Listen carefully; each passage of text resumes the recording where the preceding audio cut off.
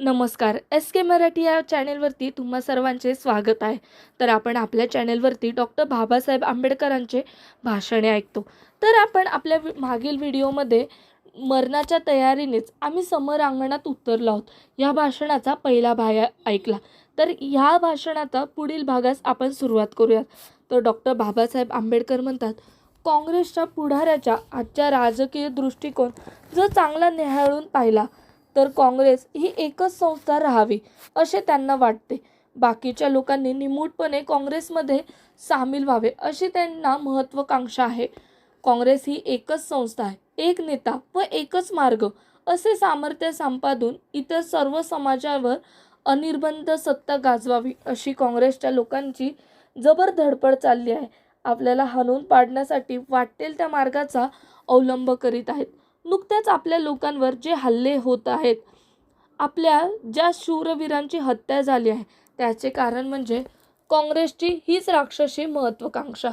मला तुम्हाला सांगायचे आहे हे की विरोधी पक्षाच्या कसल्याही गुंडगिरीला तुम्ही घाबरता कामा नये. तुमच्या ध्येयाबद्दल व ध्येयप्रेमाबद्दल मी निशंक आहे. सर्वांनी येत्या 11 मार्चला आपल्या उमेदवारास प्रचंड मतांनी निवडून आणण्याचा शिकस्तीपणाने प्रयत्न केला पाहिजे. तुम्ही कोणत्याही धमकावणीला भीक घालता कामा नये, डरता कामा नये. हुतात्मा गागुर्डे हा चांगला कार्यकर्ता होता. दुसरेही आपले वीर हुतात्मे धडाडी जे कार्यकर्ते होते. त्या सर्वांच्या कुटुंबियांना माझे सांगणे आहे, तुम्ही दुःख करू नका. मरण हे आज ना उद्या पण निश्चितपणे घडून येणारी गोष्ट आहे. हुतात्मा गागुर्डे व इतरांचे मरण हे वीरांचे मरण आहे. त्यांच्या मृत्यूमुळे सर्व समाज दुःखी झाला आहे. हे वीर हुतात्मे मेले नसून अमर झाले आहेत. त्यांचे मरण हे विलोभनीय मरण आहे. काँग्रेसवाल्यांना मला हे सांगायचे आहे, अशा धमक्यांनी, अत्याचारी हल्ल्यांनी किंवा त्यांच्या भीतीने आम्ही भिवून जाणार नाही. आम्ही मरणाच्या तयारीनेच समरांगणात उतरलो आहोत. सामना करण्याची पूर्ण तयारी आहे. जे काही होणार असेल ते होईल. आमच्या समाजाच्या स्वातंत्र्यासाठी सर्व प्रकारचा स्वार्थ त्याग करण्याची आमची सिद्धता आहे. आम्ही अपमानास्पद रीतीने शरण जाणार नाही. आमच्या सामर्थ्याबद्दल आम्हास पूर्ण आत्मविश्वास आहे. आम्ही शत्रूला नाकमुठीत धरायला लावूच लावू. तर प्रचंड टाळ्यांचा गडगडाट सुरू होतं. शेवटी विजय आमचाच आहे. द्रोण जातीने ब्राह्मण होता. तो श्रीमंतांच्या वस्तीत राहत होता. त्यांच्या मुलाचे नाव अश्वत्थामा. श्रीमंतांची मुले चांदीच्या पात्रात दूध आणून पित असत. हे पाहून अश्वत्थामाही आपल्या आईजवळ दूध मागत असत. गरीब असल्यामुळे द्रोणाच्या घरी गाय नव्हती. मग चांदीचे भांडे कशाचे? अश्वत्थाम्याची आई मुलाची समजूत काढण्यासाठी पाण्यात पीठ घालून ते पांढरे पाणी मातीच्या भांड्यात त्यात पिण्यासाठी देत असे व आत्महत्यालाही ते पिठाचे दूध इतर मुलांसोबत पिऊन समाधान मानित असे. एके दिवशी द्रोणाने हे दृश्य पाहिले. त्याचा मुलगा मातीच्या भांड्यातून पिठाचे दूध इतर मुलांबरोबर पिऊन समाधान मानतो. हे पाहून द्रोणाला अत्यंत वाईट वाटले. मी जिवंत असून काय उपयोग? आपल्याला एखादी गाय तरी कशी मिळाली पाहिजे असा द्रोण विचार करू लागला. त्याला वाटले, आपला गुरुबंधू जो द्रुपद राजा त्याच्याकडे आपण गेलो व आपले गुरुबंधूंचे नाते त्याला सांगितले तर त्याच्याकडून आपणास एक गाय नक्की मिळेल. या आशेने गरीब द्रोण द्रुपदच्या राजाच्या नगरीत गेला. राजवाड्याच्या दरवाजाजवळ जाताच द्वारपाळांनी त्याला विचारले, कोण तू? द्रोण म्हणाला, मी राजाचा गुरुबंधू आहे. अंगावर चिंध्या घातलेला हा राजाचा गुरुबंधू कसा असेल असे त्यांना वाटून ते द्वारपाळ मोठमोठ्याने हसून द्रोणाची टवाळी करू लागले. शेवटी एका समंजस गृहस्थानाने दरबारात जाऊन राजास निरोप कळवला की आपला कोणीतरी गुरुबंधू बाहेर उभा आहे. तो आपणास भेटू इच्छितो. राजाने त्याला आत आणण्यास सांगितले. द्रोण आत आला. त्याने आपल्या गुरुबंधूंची ओळख करून देण्यासाठी राजाला मागील हकीकत सांगितली व एखादी गाय देण्याची विनंती केली.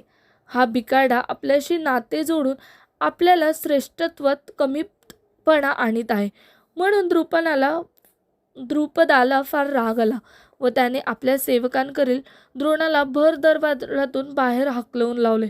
बाहेर पडताच द्रोण मागे वळून राजास म्हणाला, राजा, तुला गाय द्यायची नव्हती तर मला तसे सांगायचे होते, पण तसे न करता तू दरबारात माझा अपमान केलास.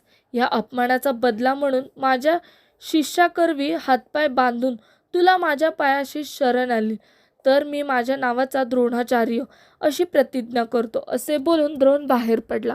पुढे द्रोणाने कौरव पांडवांना धनुर्विद्या शिकवली. विद्या संपादनानंतर इतर शिष्यांप्रमाणे अर्जुनाने द्रोणाला विचारले, आपणास गुरुदक्षिणा काय देऊ? द्रोणाने हवी असलेली गुरुदक्षिणा मागितली. अर्जुनाने खरोखरीच द्रुपद राजाला बांधून त्याला द्रोणाचार्याच्या पायावर लोळण घालवायला सांगितले. बंधू भगिनींनो, आपण अल्पसंख्य असलो, गरीब असलो तरी आपल्याला स्वाभिमान आहे. द्रोणासारख्या प्रखर अभिमान बाळगून तुम्ही प्रचंड सामर्थ्यवान शत्रूसही दाती तृण देऊन तुमच्या पायाशी लोळण घेण्यास भाग पाडाल असा मला आत्मविश्वास आहे. मरणालाही पाठीमागे टाकून आपल्या समाजाच्या स्वातंत्र्यासाठी आत्मविश्वासपूर्वक लढणे हीच आपली प्रतिज्ञा. तेव्हा पुन्हा लोकांचा प्रचंड टाळ्यांचा गडगडाट होतो. काँग्रेसला व हिंदूंना माझे सांगणे आहे की दंगाधोपा करून आम्हाला निवडणुका जिंकायच्या नाहीत. सामना करायचे म्हटले तर आम्ही काही बांगड्या भरलेल्या नाहीत. आम्हाला सामर्थ्य नसले तरी स्वाभिमान आहे. ज्यांनी आमच्यावर हात टाकला त्यांना आम्ही शरण आणूच. हिंदूंना माझे एकच सांगणे आहे की तुमचे राजकारण जसे इंग्रजांच्या सत्तेखालून स्वतंत्र होण्याचे आहे, तसे आमचेही राजकारण हिंदीच्या गुलामगिरीतून स्वतंत्र होण्याचे आहे. तुम्हाला जसे इंग्रजांचे राज्य नको तसे आम्हाला हिंदूंचे राज्य नको आहे. इंग्रज गेले तर हिंदूंना स्वराज्य मिळेल. इंग्रज जाऊन त्यांच्या जागी हिंदू लोक येतील. आज मध्यवर्ती मंत्रिमंडळात काही युरोपियन आहेत, त्यांच्या जागी ब्राह्मण, कायस्थ, बनिया जाऊन बसतील. परंतु या लोकांवर आमचा तीळ मात्र विश्वास बसत नाही. गेली 2000 वर्षे हिंदूंनी आमची गळचेपी करून दुर्दशा केली. हजारो वर्ष हिंदरूपी अजस्त्र अजगर आमच्या शरीराभोवती विळखा घालून बसला आहे. ज्यावेळी हा विळखा सुटेल तोच आमच्या स्वातंत्र्याचा दिवस. आमच्या स्वातंत्र्यासाठी हिंदूंच्या सत्तेला आमचा कसून विरोध आहे. हजारो वर्ष ज्यांनी आम्हाला दडपले ते सत्ताधारी झाल्यावर त्यांना पाझर फुटेल असे कोण म्हणू शकेल? जे लोक आमच्या स्पर्शाने सचैल स्नान करतात ते आमचा उद्धार करतील असे एखादा वेडाही कबूल करणार नाही. हिंदूंना जर ही सत्ता मिळाली तर तो आमचा हात आहे. म्हणून या देशाच्या राज्यसत्तेत आम्हाला आमचा वाटा मिळायलाच पाहिजे. सत्ता संपादनासाठीच आमचा लढा आहे. हिंदूंनी कितीही कारस्थाने केली तरी या देशाचे सत्ताधारी होण्यासाठी आमची प्रतिज्ञा आम्ही पूर्ण करूच करू. सध्याचा संभाव्य दुष्काळ कसा टाळावा असा सर्वांच्या पुढे एक प्रश्न उभा आहे. हिंदूंना जर विचारले की हा दुष्काळ कसा टळेल तर ते सांगतात की राष्ट्रीय सरकार आल्याशिवाय दुष्काळ टळणार नाही. राष्ट्रीय सरकार यावयाचे म्हणजे सध्याच्या युरोपियन मंत्र्यांऐवजी हिंदू मंत्री यावेचे. अशा प्रकारे बनलेला या राष्ट्रीय सरकारच्या टाळूवर काय शाळू उगवणार आहे? म्हणजे राष्ट्रीय सरकार आले की दुष्काळ नाहीसा होणार. परंतु हा सर्व फसवाफसवीचा खेळ आहे, लपंडाव आहे. सत्ता संपादनासाठी हिंदूंच्या कारवाया चालू आहेत. आजचा प्रसंग अस्पृश्यांच्या भवितव्याच्या दृष्टीने फार मोलाचा आहे. हिंदू लोक आमचे हक्क हिरावून पाहतात, पण आमचा मरण्याचा हक्क कोणी हिरावून घेऊ शकणार नाही. आमचे हक्क जर मिळाले नाहीत तर आमच्या हक्कासाठी मरण्याचा आमचा ठाम निर्णय आहे. गांधींनी किती नाक मुरडले, वल्लभभाई किती डरकाळले व जवाहरलाल नेहरू किती जळफळले तरी कोणीही त्यांची पर्वा करणार नाही. आमच्या मागल्या मुसलमानांप्रमाणे अवास्त नाहीत. आमच्या हव्यकव्याकरता, आमच्या उन्नतीकरता त्या मागण्या योग्य अशाच आहेत. त्या गहूभरही जास्त नाहीत. आमच्या मागण्या अवास्तव आहेत, योग्य आहेत असे जर काँग्रेसला हिंदूंना वाटत असेल तर त्यांना माझे आव्हान आहे की आमच्या मागण्यांचा न्यायनिवाडा करण्यासाठी एक आंतरराष्ट्रीय कोर्ट नेमा कोर्ट जो निकाल देईल तो मान्य करायला आम्ही तयार आहोत. तुम्ही त्या कोर्टाचा निर्णय मान्य करायला उदार असले पाहिजे. आमच्या न्याय मागण्या आपखुशीने द्याव्यास तुम्ही तयार नाहीत व लवादही जर मान्य करणार नाहीत तर मग जे काय होणार आहे ते होईल. बंधू भगिनींनो, हिंदू लोकांवर आता काडीचाही विश्वास ठेवता कामा नये. काँग्रेस मागे दिलेल्या आश्वासाप्रमाणे पुढेही वचनभंगच करेल. हिंदू समाजात शहाणपण मुळीच नाही. जे काय आहे त्यांना ती नाना फडणवीसांची लफंगेगिरी समजतो. आपले न्याय हक्क इंग्रज लोक देशातून जाण्यापूर्वीच आपण मिळवले पाहिजेत. या राष्ट्राच्या राज्यसंस्थेतून आपला योग्य वाटा मिळवण्यातच पाहिजे.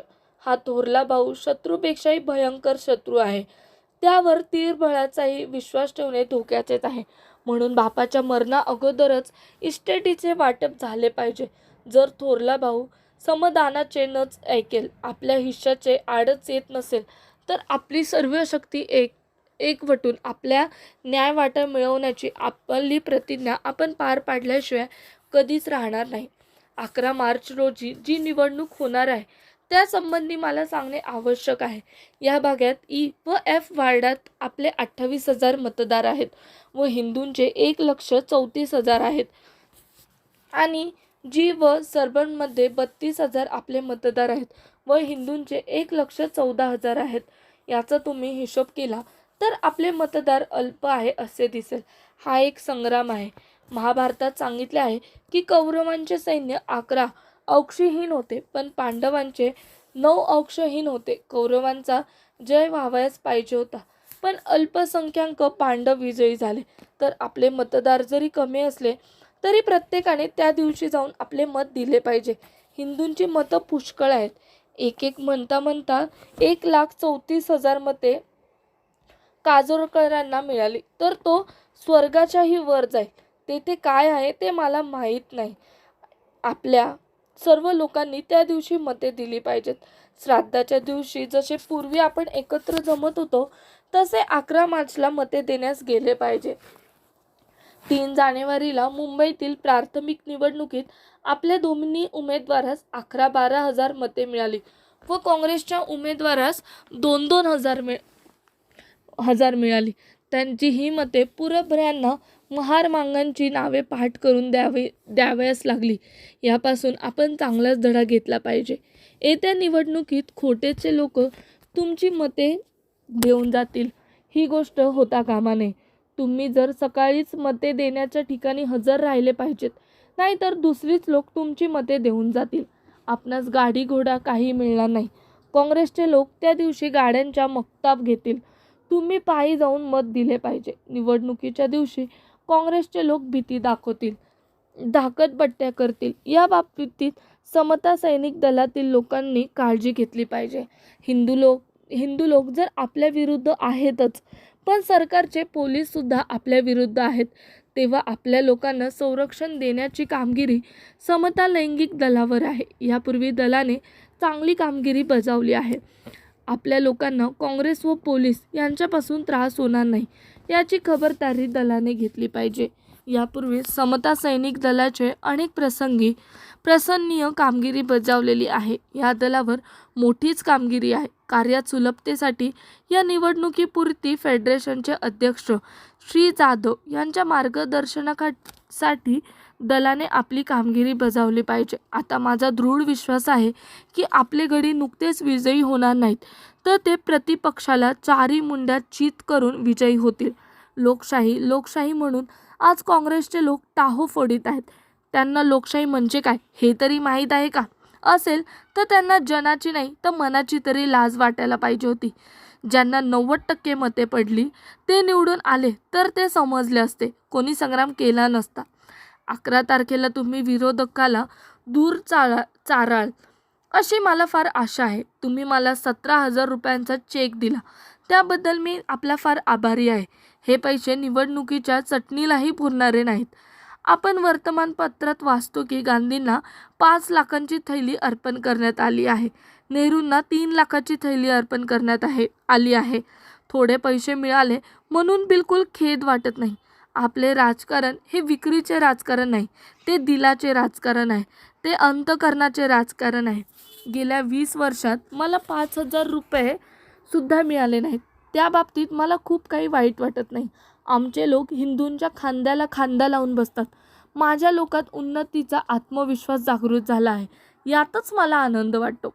बंधू भगिनींनो, आता विशेष काही इच्छा सांगू इच्छित नाही. तुमच्या ध्येयनिष्ठेबद्दल, कर्तव्यदक्षतेबद्दल मला दृढ विश्वास आहे. मी तुमच्याकडून जास्त काही मागू इच्छित नाही. मी दिल्लीला गेल्यानंतर मी एकच अपेक्षा करीत राहीन, ती म्हणजे 11 तारखेच्या विजयाच्या तारीखची. आणि इथेच आपले आजचे भाषण संपते. तर आपले आजचे भाषण आवडले असेल तर व्हिडिओला लाईक, कमेंट, शेअर नक्की करा. आणि इथून पुढे रोज अशीच नवनवीन भाषणे ऐकण्यासाठी आपल्या चॅनेलला नक्की सबस्क्राईब करून ठेवा.